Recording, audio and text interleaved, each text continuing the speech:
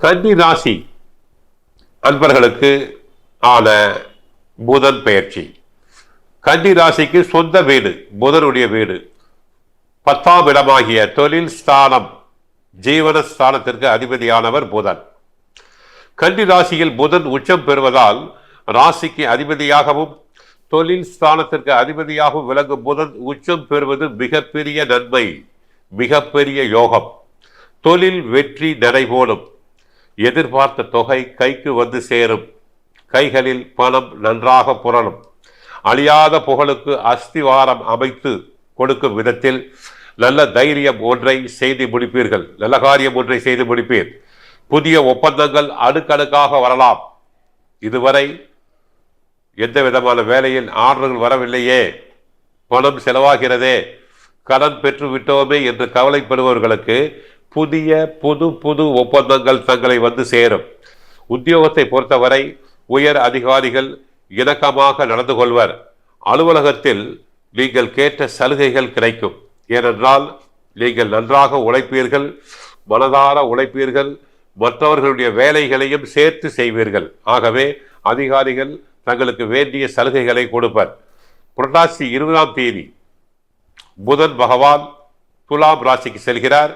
சுக்கிரன் புதன் இணைவதால் புத சுக்கிர யோகம். பொருளாதார நிலை அதிகமாக உயரும், முயற்சிகள் அனைத்தும் நிறைவேறும். வெளிநாட்டு யோகம் சிலருக்கு உண்டாகும். வெளிநாட்டு தகவல், தரகு, கமிஷன், ஏஜென்சி சம்பந்தப்பட்டவர்களுக்கு நன்றாக பணம் சம்பாதிக்கலாம். கன்னியில் புதன் உச்சமடைந்தால் ஜோதிடம் கற்றுக்கொள்ளலாம். ஜோதிடம் நன்றாக சொல்ல வரும். வெளிநாட்டு யோகத்தினால் பழைய கடன்கள் அனைத்தும் அடைப்பீர்கள். பண வரவு நிறைய வரும். மாணவர்களுக்கு படிப்பு நன்றாக வரும். படிப்பில் கெட்டிக்காரர்களாக மாறுவார்கள். பெற்றோர்களும் ஆசிரியர்களும் மனமாற பாராட்டுவர். புதிய கடை திறப்பு விழா, கட்டிட திறப்பு விழா என நடத்துவேன். புதன் ஜவுளி சம்பந்தமான கிரகம் என்பதால் ஜவுளி வியாபாரம் கூட செய்யலாம். இந்த நேரத்தில் தரகு, கமிஷன், ஏஜென்சி வெற்றி பெறும்.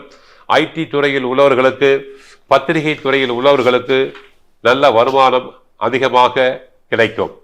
ஆகவே கன்னி ராசினருக்கு பிறக்கும் போது ஒருவேளை புதன் கன்னி ராசிக்கு 7ஆம் இடத்தில், மீன ராசியில் புதன் நீச்சம் அடைந்திருந்தாலோ, இல்லாவிட்டால் 12இல் மறைந்து 6, 8, 12இல் மறைந்திருந்தாலோ பெருமாள் கோவிலுக்கு சென்று புதன் காயத்ரி மந்திரத்தை சொல்லுங்கள். ஓம் நாராயணாய வித்மகே வாசுதேவாய தீமகி தன்னோ விஷ்ணு பிரசோதயாத் என்ற மந்திரத்தை சொல்லுங்கள்.